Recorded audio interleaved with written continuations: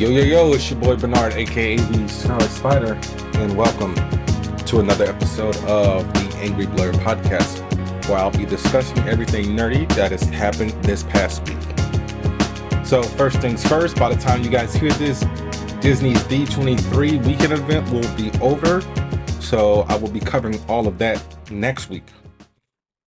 But first things first, we have to give a round of applause to Wesley Snipes.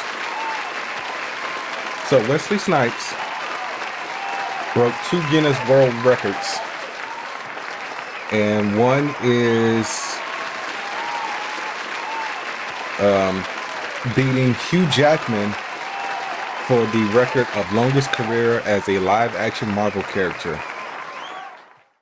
And his record is now 25 years and 340 days since the first Blade movie came out.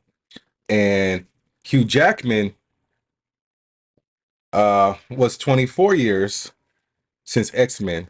And the record holder before that was Patrick Stewart for his role in Doctor Strange and the Multiverse of Madness. And his second Guinness World Record is the longest gap between character appearances in Marvel films. And he set that record by, the last time he played Blade was in Blade Trinity, which was at the time of this, at the time they gave him the record, which was July 30th, was 19 years and 231 days ago. And he surpassed Alfred Molina's 17-year gap that he got for Spider-Man No Way Home. So yes, congratulations to Wesley Snipes, who is now a 2-time Guinness record holder. All right, while we're talking about Deadpool and Wolverine stuff, all right, Ryan Reynolds actually made a post about Chris Evans' cameo in Deadpool and Wolverine. He said, "Thank you, Chris Evans. Some of the greatest moments I've ever experienced in a theater were authored by this guy. Some of the hardest laughing I've ever done came from listening to Chris tell a story about anything. And he got me again this year. Chris is one of those movie stars who's actually better than you hope he is. And some people hold him to a crazy high standard. He's the absolute best. Part of the movie's theme was saying goodbye. And one of the gifts of working on this film is that I got to say goodbye on my own terms. Seeing Johnny Storm, if only for a short while, was like seeing someone you miss come back from the dead in a dream. A visit way too brief and too lovely to be real. Goodbyes are hard. It was hard saying goodbye to Chris Evans' Johnny Storm, but at least we actually got to see it this time. On the other hand, it wouldn't have been necessary if he hadn't run his fat ass mouth around Cassandra, or if she hadn't zapped his skin, leaving his organs to splash crudely onto the ground while the soil greedily drank his blood. It was horrible. Jonathan Lowell Spencer Storm, we love you. Wherever you are, I'm sure you're thriving. Flame off." So that was a very nice note that he posted on Instagram. But from what I just read, because this is my first time reading it, it seems like he was also saying goodbye to Deadpool. See, because he said part of the movie's themes is saying goodbye, and one of the gifts of working on the film is that I got to say goodbye on my own terms. Please! So I don't know. I mean, are we getting another Deadpool? I mean, I don't know. Wow, that just caught me off guard because I was not expecting that. So hopefully we get more Deadpool. I mean, the movie is about to break $1 billion, so I'm pretty sure they're gonna be like, "Hey Ryan, you're gonna be doing this till you're 90." All right, but let's get into another bit of news that was Deadpool and Wolverine related. So Rhett Reese and Paul Wernick were doing an interview with IndieWire, and they revealed like some of the people they reached out to do cameos, and one of those people was Robert Downey Jr. And they basically said they wanted him to do a cameo, and they had written the scene to start with Jon Favreau's Happy Hogan and Robert Downey Jr.'s Tony Stark. So obviously that scene takes place before Endgame.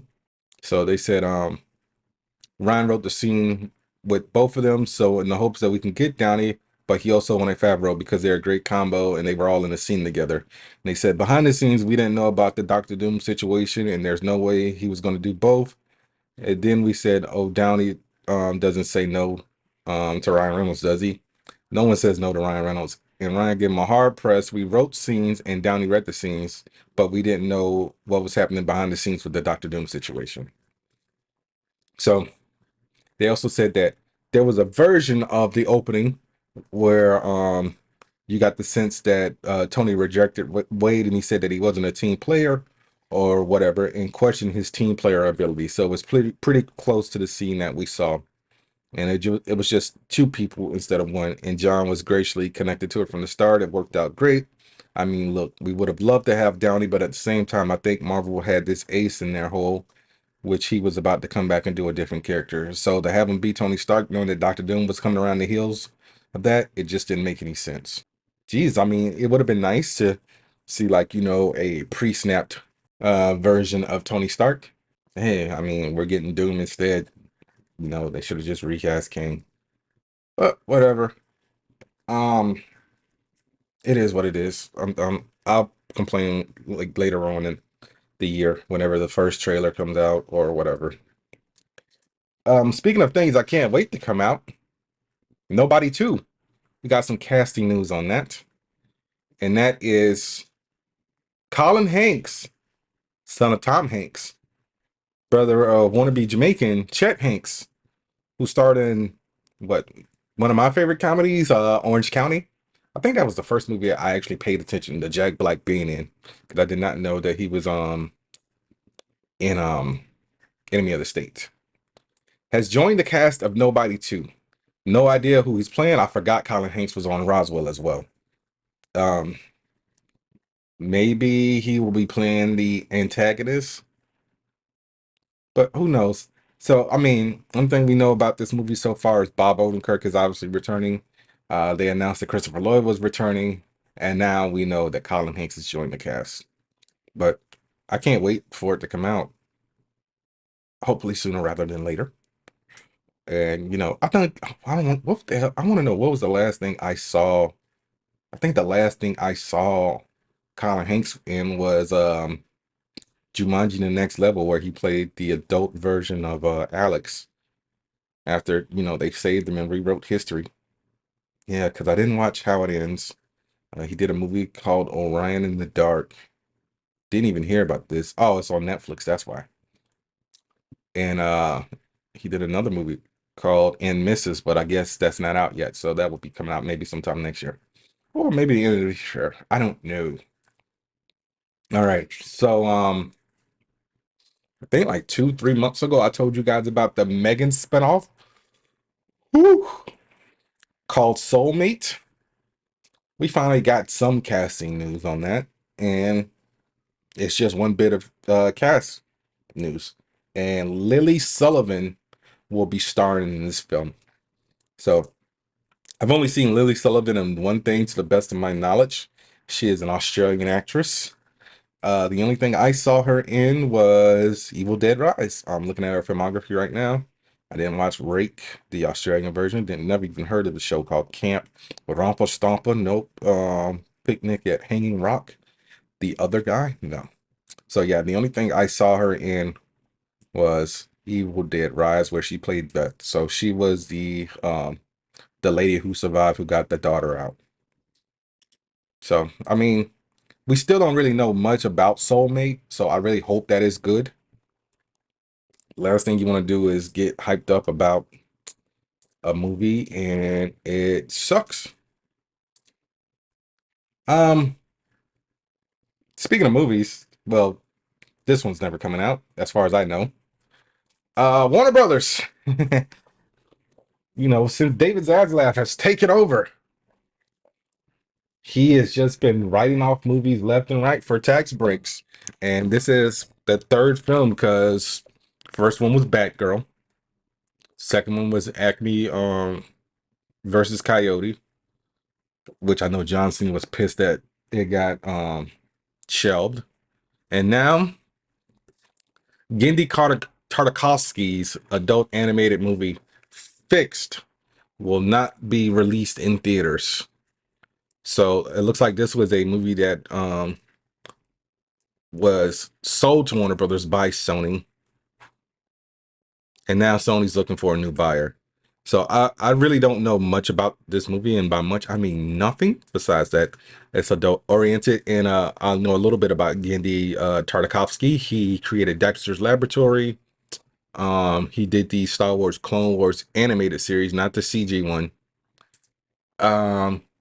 Didn't he do Samurai Jack? I feel like he did Samurai Jack. Let's go to television real quick. Yep, Samurai Jack, Symbiotic Titan, Primeval, and something called Unicorn Warriors Eternal. Oh, he also directed a few episodes of the original run of Powerpuff Girls, directed Hotel Transylvania 1 through 4.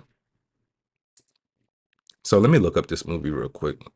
So Fix, well, I'm gonna say was an upcoming American adult comedy film produced by Sony Pictures Animation.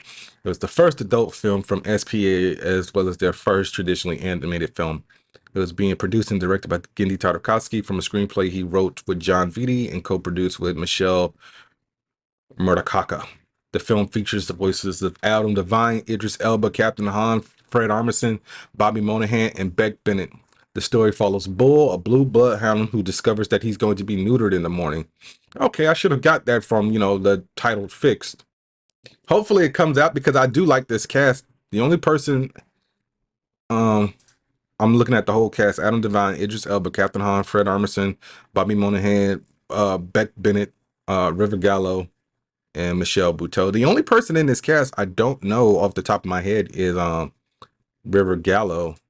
So yeah, I mean Adam Devine is funny. So if you guys have never watched Workaholics, I highly suggest you check it out. Idris Elba was supposed to be playing a character named Rocco, who's a boxer. Captain Han was playing Honey, who was a Bull's next door crush. They didn't say what type of dog Captain Han was supposed to be voicing. Fred Armisen was supposed to be Fetch, aka a dachshund. The wiener dogs. Bobby Monahan was Lucky. Beck Bennett was Sterling. River Gallo was Frankie. And Michelle Buteau was Molasses. So I don't know, man. Hopefully it comes out from some other distributor. Oh, and Tyler Bates worked on the soundtrack. Well, the music. And, he does a lot of music for like TV shows and stuff like that. He's worked on Dawn of the Dead, 300, Sucker Punch, Halloween 1 and 2, the John Wick franchise, and so on and so forth. But yeah, they go Max trying to cut costs again. And speaking of Warner Brothers cutting costs, the Cartoon Network website has been scrubbed from the interwebs. And so if you go to cartoonnetwork.com, it's basically going to send you to a page saying, "Go to Max, bitch." So yeah, Cartoon Network is dead. Well, cartoonnetwork.com is dead. So the message on Max reads, "Looking for episodes of your favorite Cartoon Network shows? Check out what's available to stream on Max. Subscription required. Sign up to Max, where you can create a kids profile with rating restrictions and additional privacy protections to keep it fun and kid-friendly. Cable subscribers continue to enjoy your favorite Cartoon Network programming on your TV and connected apps as well." So I hopped on my troll Twitter page. It's not really a troll page. It's just a page that, I don't have the notifications on, where if I want to talk shit, I ain't going to get the response until like 3 days later whenever I go back on. And somebody's like, "Oh, where are kids going to go to watch, Cartoon Network?" I'm like, bro, I don't think a single kid since I've been in my 20s has actually gone to www.soandsoso.com. Everything has an app now. The Cartoon Network app is still around. And it's not like you could watch this stuff for free. You still had to sign in with your cable provider. So guess what? They're just going to have to go to Max now, or use the Cartoon Network app. But hey, this might be the first step in the, death of Cartoon Network, because a few weeks ago, they closed The Office. I don't know if it was like the animation studio or what, but Rodney Barnes, I almost said Rodney Jerkins. Rodney Barnes, who worked on the Boondocks Also created the Black Dynamite animated series, posted the video of them like taking the Cartoon Network logo off the building. So who knows what's next for Cartoon Network? And I think that's the name of the episode. But I tell you what is next. This ad for Dubby. So I will see y'all in a bit. This episode is brought to you by Dubby. Dubby gives you focus and energy without the crash and jitters. It has no sugar, fillers, or artificial dyes.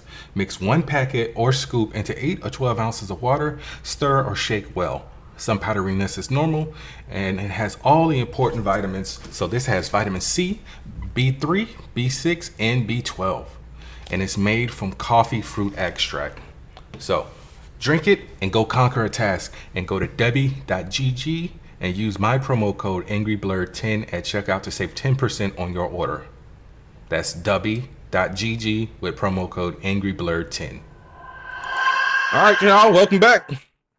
So, speaking of things that are dead, pun intended, but a boosh. It appears that Netflix has shelved Zack Snyder's Army of the Dead franchise. So that means like whatever sequels he had planned, whatever animated series he had planned, it looks like they're not gonna happen. I guess maybe because of the weak reception of Rebel Moon. Yeah, movies were not good. Everybody was like, oh, why did they let him put out this director's cut of both these movies? So yeah, I mean, I honestly liked Army of the Dead and Army of Thieves, but hey, that's it. I mean, Army of the Dead, when it came out in the first 28 days, was watched by 75 million households, and it became the 9th most watched Netflix original movie in the streamer's history. And apparently, the sequel was supposed to be called Planet of the Dead, and he was supposed to be working on 4 Rebel Moon movies, including the director's cuts for the first 2, and they were supposed to be released within 8 months of each other. So yeah, I don't know. Last month he did an interview with Cinema Blend, and he said that he's going to be doing a smaller movie. So this is what his quote said. It said, "I'm trying to do a small movie right now. I'm not going to say what it is, but I was like, can I just do a movie without any visual effects in it for 5 minutes? Then I'll go back to the insanity. I'm supposed to be writing this little movie, and it's kind of what I want to do." So, I mean, Zach is down bad. No more Army of the Dead franchise. No more Zack Snyder's Justice League. No update on that screening that he was supposed to be doing. Where's my phone? Let me go to Vero and I'll check that out real quick. But I don't think he's gonna be doing any more stuff on that. Let's go to Vero. If it loads. Nope, he hasn't posted anything updated on it. So, speaking of updates, we are getting a new John Wick series. And this one is called John Wick, The High Table. So Chad Stahelski, I mean, this is a few small bits and pieces of what we know. This was reported by Deadline. Chad Stahelski will direct the pilot. This is set right after the events of John Wick 4. Keanu Reeves will not be starring on this, but he is a hands-on producer. And it will include characters from the other John Wick films. So that means Common is coming back, and possibly Ruby Rose and Ian McShane. Oh, Ian McShane took a huge shit on the Continental. He was like, "Who the hell greenlit this? I didn't know nothing about this." But who knows? Maybe Winston will show up in this. I'm trying to think who else could show up. Lawrence Fishburne. What's the old boy's name who played who was in Big Mouth? Can never remember his name. He's Greek. Jason Mantzoukas. I almost said Milo Yiannopoulos, but that's that crazy alt-right dude who Kanye West was rolling around with. A video game I've never played, but I might play it because I think I do have it for free on PlayStation Plus. Like I got it a while ago. Until Dawn is getting a movie, and said movie has begun filming as of August 5th. I don't think we even got any cast news on this movie. Only thing I know is David Sandberg is directing it, and David Sandberg did Shazam, Annabelle Creation, Shazam for Fury of the Gods. Oh, I didn't know he was Swedish. Let me go to his filmography real quick. So, Lights Out, Annabelle Creation, Shazam, Fury of the Gods. He's done a lot of shorts. He did a TV show called Earth Savers, which was a documentary. So here is the cast for Until Dawn. Ella Rubin, who I've never heard of before. She might have been something I've seen. She was on Gossip Girl, Billions, Difficult People. Yeah, she was nothing she was not in anything I've seen. Michael Cimino, never heard of him. He was in Love, Victor. I've seen his face, but didn't watch Love, Victor. Annabelle Comes Home. Some movie called Senior Year. Oh, is that movie with Rebel Wilson? Yep, that came out on Netflix a few years ago. Some movie called Centurion, the Dancing Stallion. He was in How I Met Your Father, some TV show called Never Have I Ever. All right, who else is in this movie? Ji Young Yu. The name looks familiar because her other name is Sun Hee Seo.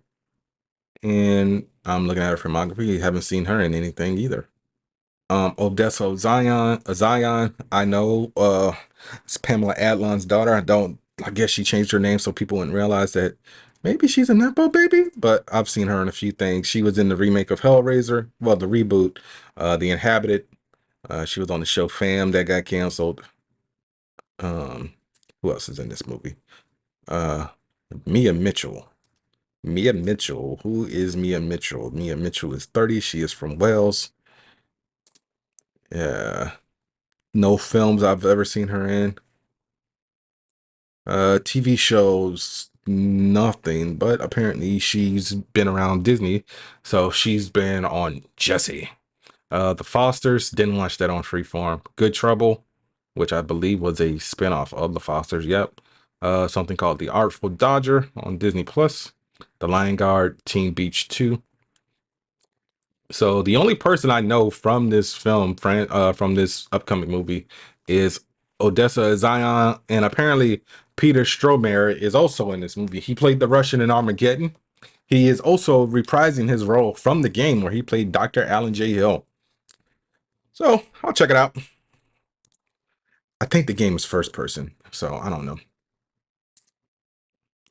So while I'm not talking about D23 this week, I do have some Disney Plus news for you guys. And the first thing is first, Disney Plus will be indeed raising their prices again. So the ad tier, which is going from $7.99 a month to now $9.99 a month, the ad-free tier is going from $13.99 a month to $15.99 a month. All right. They have also confirmed that they will be making channels, but as they're calling it, playlists. So it will be seasonal content. They have something called the Preschool Collection, Epic Stories, which is a collection of action-packed stories from Marvel and Star Wars, Throwbacks, which are a collection of nostalgic pop culture content, and Real Life, which is lineup of traditional documentaries, biopics, and true crime. So I guess that'd be like the Nat Geo channel throwbacks. Who knows? That's probably like Disney stuff from like the 80s, 90s. And our favorite CEO of Disney, Bob Iger, also said in September, you motherfuckers are all gonna have to get your own accounts. No more password sharing. It will crack down in December. It's like, Bob, why are you being greedy? Stop being fucking greedy. Stop it. It is what it is, unfortunately. Corporations got to make money. I'm not justifying it, but it sucks. All right. Spoiler alert time, people. We are going to get into episode 7 of Orphan Black, which is called The Dog's Honest Truth. written by Anna Fisco, directed by Samir Rahim. So Kira confronts hard truths when the printout she made of Eleanor meets Lucy, and while Jules tries to turn the tables on Daros and Xander to escape the compound.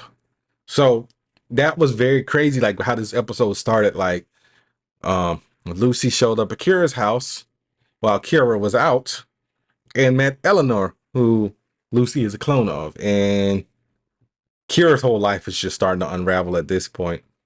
It's like, I get why you did what you did. You did it out of love. You were grieving and you just didn't want to let your wife go, but now you had to confess to your wife that she died and she's not the real Eleanor. So it's just like, ooh, tricky situation. And so Jules got taken by some of Daros's goons last episode, and now she's at his compound, and she ends up meeting his clone, who is Xander, who basically tries to pretend to be her friend and tries to, quote unquote, tries to help her escape the compound, but he's full of shit. And you don't actually find it out until like towards the end of the episode when she goes back and she sees Xander looking at videos of Daros, and he's mimicking them, like he's trying to get the inflection of Daros's voice and everything. And I was just like, okay, so are there any more clones around that we need to be worried about? But so far, not. Eleanor flipped out and told her and Kira's son everything. Showed Lucas that, I died 2 years ago. I'm not even the real me. I'm a clone. And that's when Jules comes in and everything just goes to shit. It's just like, yo, what are we doing? Stop with all the spilling of the beans and whatnot. But good episode. Like I said, guys, if you have not started the show, what are you waiting for? Go to BBC America, AMC Plus. You can also go the other route, cue sound effect, if you want. The show actually aired a year ago in Australia, so I don't know why it took them forever and a day to give it to us. But yeah, watch this show. There's 3 more episodes. All right. So now, 10 episodes. Batman Cape Crusader. Both dropped on August 1st, which was what, last Thursday? Siri, when was August 1st? It was Thursday, August 1st. I was correct. So 10 episodes. Very good show. This is created by Bruce Timm, and I believe Paul Dini is also an executive producer, who are both the creators of Batman the Animated Series. This show is more along the lines of like Batman's, like maybe like year 2 or something like that. So it looks very Batmanish from the first appearance of Batman in Detective Comics. So it's a very pulp noir type TV show, and it's more mature than what I thought it was going to be. I knew that they said it was going to be mature, but episode 4, Night of the Hunters, which is when the cops are trying to catch Batman, and Bullock and Flash are corrupt, so they're trying to catch Batman, and they release Firebug to do his arson thing. And bro, they shoot him and he falls out the window, and you hear the splat and everything. You don't see him splat, but I was not expecting that. I was like, oh, okay, so this is dead serious. All right. There were several good episodes in here. Like it's very serialized. Like none of the episodes really connect except for episodes 9 and 10, which is basically like the 2-part finale. One of my favorite episodes was the Catwoman episode. I like at least a good like 7 of the episodes. Like the first one I really wasn't rocking with, but that's a lie. Let me stop capping. I like every single episode of the show. Like, bro, episode 1 was the one with the penguin. And bro, she killed her son. Like, she literally like put him in a suitcase and like let him drown in like the ocean. Episode 2 was with Clayface. That one was pretty good. Like I said, episode 3 was Catwoman. The twist at the end of that one was fire. Episode 4 was the Firebug one I told you about. Episode 5 dealt with Harley Quinn, no Joker. Episode 6, Night Ride. So as we all know, if you're fans of Batman don't really rock with magic, and this was his first foray into magic in this episode. And I was surprised that it was actually legit magic. I thought it was going to be some guy using some type of weird tech or something like that. Episode 7 had a very underrated villain who you don't see in like any type of like form outside of comics. So like no live action, no animation, and it's onomatopoeia. And god damn it, onomatopoeia is the one villain who does not speak. He literally is the true definition of onomatopoeia. So the definition of onomatopoeia is a word that makes the same sound as how it's spelled. So like pow, snap, bamf, piff, wow, so on and so forth. Nocturne, that one was this one might have been like the one I didn't really like that much. And that's only because I get it that they're probably not going to give him a Robin, but it just seemed like they kind of confirmed that he's not in the Robin, because this episode deals with orphans being snatched up, and they chose 4 specific orphans. They chose Carly Cooper, Stephanie Brown, Jason Todd, and Dick Grayson. All 4 of those children have been Robins or sidekick in some other way, shape, or form. So obviously we know Dick Grayson, first Robin, becomes Nightwing. Jason Todd, second Robin, becomes Red Hood. Carly Cooper is the Robin from the Dark Knight Returns universe with the old Bruce Wayne, who uses a slingshot, who also uses a slingshot in this episode. And Stephanie Brown is Tim Drake's girlfriend, who becomes, spoiler, who later on becomes Robin. In episodes 9 and 10, The Killer Inside Me and Savage Knight, that is the 2-parter that deals with Harvey Dent becoming Two-Face and whatnot. So yes, very good episodes, very good show. Don't really have anything bad to say about it, besides don't do the sidekicks as all orphan thing. But I mean, yeah, I can't really praise this show more than that. Y'all just watch Batman Cape Crusader on Amazon. 10 episodes. They're all roughly about 22 minutes. Unfortunately, you do have the Prime ads if you're not paying the extra $3 for that. But I'm trying to think what else is there. Like I said, next week I'm going to be talking about D23. Yeah, I don't think anything else is. I don't have any more news for you guys. So this was your boy Bernard, aka the Scarlet Spider. That was another episode of the Angry Blerd podcast. Be sure to rate, review, subscribe, tell a friend to tell a friend. Share the podcast as well. I might start making clips again for social media, so Instagram, TikTok, Facebook, whatever. Next week I will be reviewing Tales of the Teenage Mutant Ninja Turtles, and I don't think there's any movies that came out that caught my eye because I never had any interest in Borderlands, so I will not be reviewing that. Let me go to Fandango real quick just to double check. Fandango, because I think that was the only thing that came out this week. Skip the, what you call it? No, that's it, because in 2 weeks I'll be reviewing Alien Romulus. So yeah guys, I'll see you later. Peace.